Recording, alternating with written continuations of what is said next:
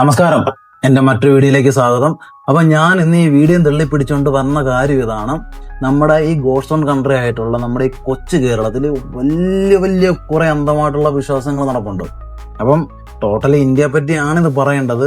പക്ഷേ നോർത്ത് സൈഡിൽ കിടക്കുന്ന എന്ന് പറയുമ്പോൾ നോർത്ത് ഇന്ത്യയിൽ സൈഡിൽ കിടക്കുന്ന വാണങ്ങളുടെ കാര്യങ്ങൾ എല്ലാവർക്കും അറിയാവുന്നതാണല്ലോ. അപ്പം അതിനെപ്പറ്റി പറയാതിരിക്കുന്നതാണ് വിശ്വാസത്തിൻ്റെ പുറത്ത് നല്ലത്. ഞാൻ വിശ്വാസത്തിൻ്റെ കാര്യമാണ് പറഞ്ഞത്, മറ്റുള്ള കാര്യങ്ങളെ പറ്റിയല്ല ഞാൻ പറയണം. അപ്പം കേരളത്തിൽ ഈയിടെയായിട്ട് ഒരു വിദേശ വനിത വന്നിട്ട് കുറെ പ്രകടനങ്ങൾ കാഴ്ചവെച്ചിട്ടുണ്ടായിരുന്നു. അപ്പോൾ എല്ലാവരും കണ്ട വീഡിയോ ആണ്. ഇൻസ്റ്റാഗ്രാമിലും മറ്റേ സോഷ്യൽ മീഡിയയിലൊക്കെ ഭയങ്കര വൈറലായിരുന്നു ആ വീഡിയോ. അപ്പം ആദ്യമേ നമുക്ക് ആ ഒരു വീഡിയോ കണ്ടു നോക്കാം. ഞാനിതൊക്കെ മിത്താണെന്നാണ് വിചാരിച്ചിരുന്നത്. മിത്ത്, ഐതിഹ്യം എന്നൊക്കെ നിങ്ങൾ വിചാരിക്കുന്ന എത്രയോ കാര്യങ്ങൾ ശരിക്കുള്ളതാണെന്നറിയാം.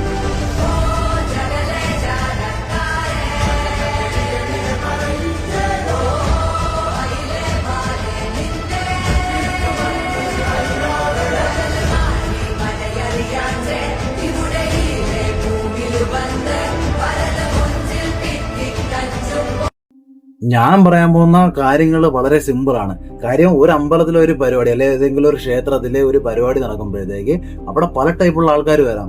അപ്പം ആ ഒരു എക്സൈറ്റ്മെന്റിൽ നൃത്തം ചെയ്യുന്നതും അതുപോലെ തന്നെ ഡാൻസ് കളിക്കുന്നതും ഒക്കെ ഒരു ദൈവീകമായിട്ടുള്ള ശക്തിയായിട്ട് ആരും കാണേണ്ട കാര്യങ്ങളൊന്നുമില്ല. കാരണം മനസ്സും ശരീരവും ചേർന്നിട്ടുള്ള ആ ഒരു വികാരമാണ് ഇതെല്ലാം കാണിച്ചു കൂട്ടുന്നത്. അല്ലെങ്കിൽ തന്നെ ദൈവം ഞാനൊരു കാര്യം ഞാൻ ചോദിച്ചോട്ടെ, ഈ ഭൂമിയിൽ ജീവിക്കുന്ന ഈ മനുഷ്യൻ കൊന്നു തിന്നുന്നത് ഭൂമിയിൽ ജീവിക്കുന്ന 99% ജീവജാലങ്ങളെ മനുഷ്യൻ തന്നെ വെട്ടിമുറിച്ച് തിന്നുന്നുണ്ട് 3 നേരമായിട്ട്. അപ്പൊ ഈ 99% ജീവജാലങ്ങൾക്ക് ദൈവം ഇല്ലെന്നാണോ നിങ്ങൾ ഈ പറയുന്നത്? അപ്പൊ എന്റെ ചിന്താഗതി ഇങ്ങനെയാണ്, ബാക്കിയുള്ളവരുടെ കാര്യം എനിക്കറിയത്തില്ല. എന്റെ ചിന്താഗതി സിമ്പിളാണ്, ഞാൻ ഇങ്ങനെയൊക്കെയാണ് ചിന്തിക്കുന്നത്. അതുപോലെ തന്നെ ദൈവത്തിന്റെ കാര്യം പറയുമ്പോൾ ഒരുപാട് കാര്യങ്ങൾ പറയാനുണ്ട്. ഇപ്പൊ പല രാജ്യങ്ങൾ തമ്മിൽ പല രീതിയിൽ യുദ്ധം നടക്കുന്നുണ്ട്.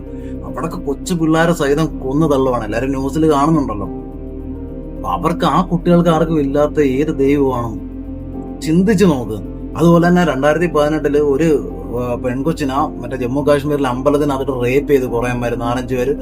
ഓർക്കുക, പോയിന്റ് നിങ്ങൾ കേട്ട് നോക്കുക, അമ്പലത്തിന്റെ ഉള്ളിൽ വെച്ചിട്ടാണ് ആസിഫ എന്ന് പറഞ്ഞൊരു പെൺകുട്ടിയെ റേപ്പ് ചെയ്ത് ബ്രൂട്ടലായിട്ട് കൊലപ്പെടുത്തുന്നത്. അപ്പൊ അന്നൊന്നും അമ്പലത്തിന്റെ ഉള്ളിൽ ഇല്ലാത്ത ദൈവം എങ്ങനെയാ, നിങ്ങൾ ചിന്തിച്ചു നോക്കും. അതുപോലെ തന്നെ 2019 ശ്രീലങ്കയില് ഇതുപോലെ 250-250 ആൾക്കാരെ ടെററിസ്റ്റ് അറ്റാക്കിൽ ചർച്ചിന്റെ ഉള്ളിലിട്ട് വെടിവെച്ച് കൊന്നു. അപ്പം യേശുക്രിസ്തു ഇല്ലേ അവർക്ക്? അപ്പം ആ മരിച്ചവർക്ക് ദൈവമില്ല. ഇതെല്ലാം ഈ പറയുന്ന ക്ഷേത്രങ്ങളുടെയും ഈ പറയുന്ന പള്ളിയുടെ ഉള്ളിലിട്ട് നടന്ന സംഭവങ്ങളാണ് ഇതൊക്കെ.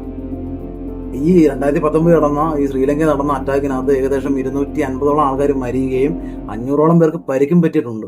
അപ്പം ദൈവം, അപ്പൊ അവർക്കാർക്കും ഇല്ലേ ദൈവം? ജീവിച്ചിരിക്കുന്ന മനുഷ്യന്മാർക്ക് മാത്രമേ ഉള്ളൂ ദൈവം? ഇതാണ് എന്റെ ക്വസ്റ്റ്യൻ. നമ്മള് ഈ ദൈവത്തിന്റെ കാര്യം അന്വേഷിച്ച് വലിയ ഈ ശ്രീലങ്കയിലും ഈ പറയുന്ന പോലെ യുദ്ധത്തിന്റെ ഇടയിലൊന്നും കുത്തിക്കറേണ്ട കാര്യങ്ങളൊന്നുമില്ല. ജസ്റ്റ് എക്സാമ്പിൾ, നമ്മള് കേരളം തൊട്ട് ജമ്മു കാശ്മീർ ഒന്ന് സഞ്ചരിച്ചാൽ മതി, നമുക്ക് ക്ലിയർ ആവുന്ന കാര്യങ്ങളേ ഉള്ളൂ. കാര്യം ഒരുപാട് പട്ടിണി പാവങ്ങൾ ജീവിക്കുന്ന സംസ്ഥാനങ്ങളൊക്കെ ഉണ്ട്, കുറെ ബീഹാർ, ഈ പറയുന്ന UP. ഞാൻ 10-11 വർഷം കൊണ്ട് ഞാൻ ഇങ്ങനെ കിടന്ന് കറങ്ങിക്കൊണ്ടിരിക്കുകയാണ് ഈ നോർത്ത് ഇന്ത്യൻ സൈഡിൽ.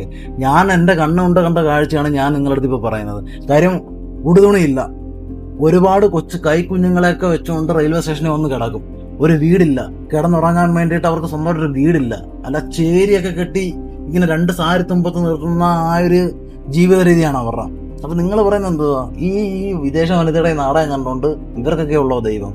ദൈവം എന്ന് പറഞ്ഞത് എൻ്റെ ഒരു കൺസെപ്റ്റിൽ പൈസയാണ് ദൈവം. പൈസ ഉണ്ടായാലേ ഈ വന്ന ലോകത്ത് ജീവിക്കാൻ പറ്റത്തുള്ളൂ.